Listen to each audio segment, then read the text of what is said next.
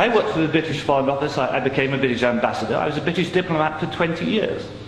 I was always very patriotic to be British. I was very, very proud.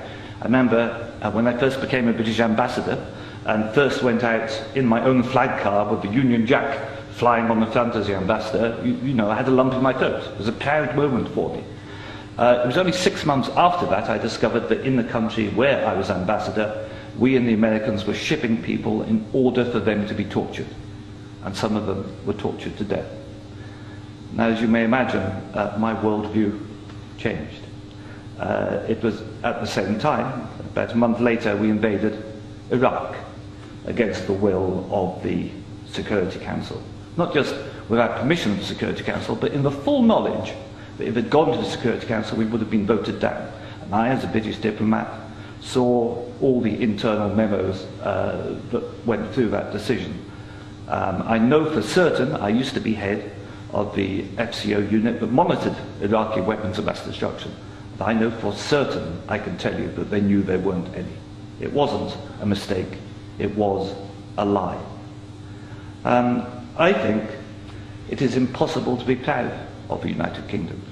I think when we invaded Iraq, we did to the United Nations what Hitler and Mussolini did to the League of Nations.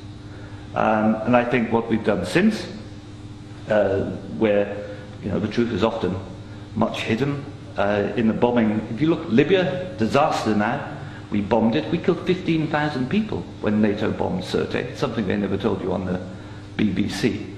And did we make it better? No. I saw in Uzbekistan, I saw the gas contract signed by Enron and a company called Unocal, which George Bush Sr.